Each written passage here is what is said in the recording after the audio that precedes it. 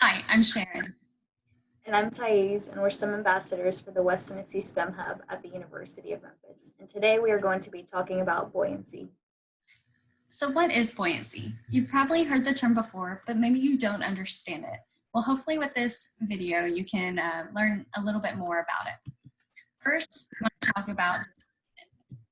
And when an object is immersed in water, it displaces water to make room for itself. So essentially, displacement means push away. So we have this cylinder filled with water. If we put a fish in it, we know the water levels are going to rise. The amount of water that rises is the amount of water being displaced. And this goes back to the law of physics. Archimedes' principle states the buoyant force acting upon a submerged or floating object is equal to the weight of the displaced fluid. And so to further understand this, we need to talk about buoyant force. And so now let's talk about forces and weight. So we know gravity is a force and it pulls objects towards the ground. And so gravity times the mass of the object equals weight. So weight is a force. And objects displace or move water as they are pulled down. And so the water displaced also has a weight. And so the weight of the buoyant force is pushing up on the object to counter the gravitational pull and weight of the object. To understand buoyant force, we also need to understand density. What is density? It's the mass of an object divided by its volume. And the important thing to note here is how big or small the ratio between the two is. Just like objects have a density, water also has a density.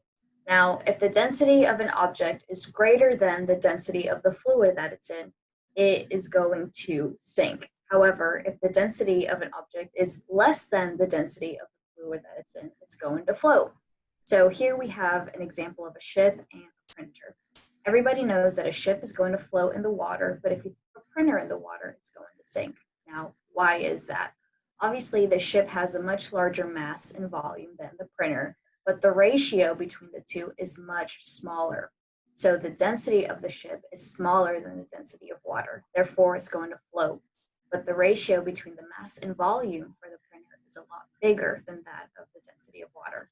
So the printer is going to sink because its density is greater. Let's look at some more examples.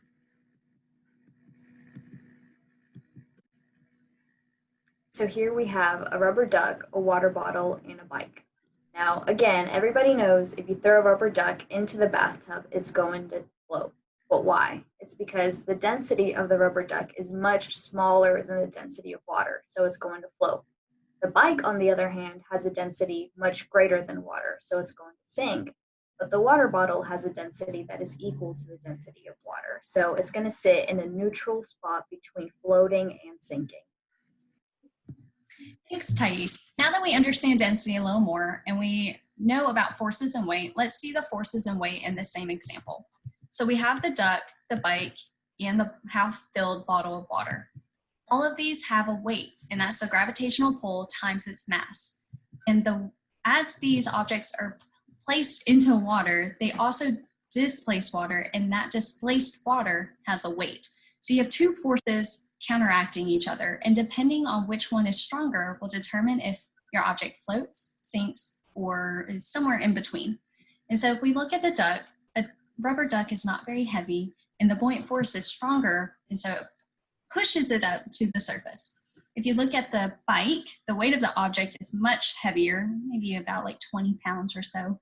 And so the weight is much stronger than the buoyant force or the weight of displaced water, and so it sinks to the bottom of the ocean floor.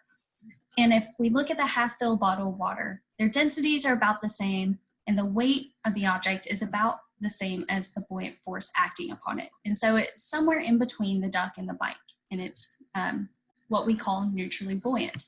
And so we have these three buoyancies: positive, neutral, and negative. Positive, you're floating and you're above or on the surface of the water. Neutral, you're in between, and negative, you've sunk to the bottom. And buoyancy is the ability to float in a fluid. Thank you for watching. Up next, we will be demonstrating buoyancy, and we hope you can join us. See you then.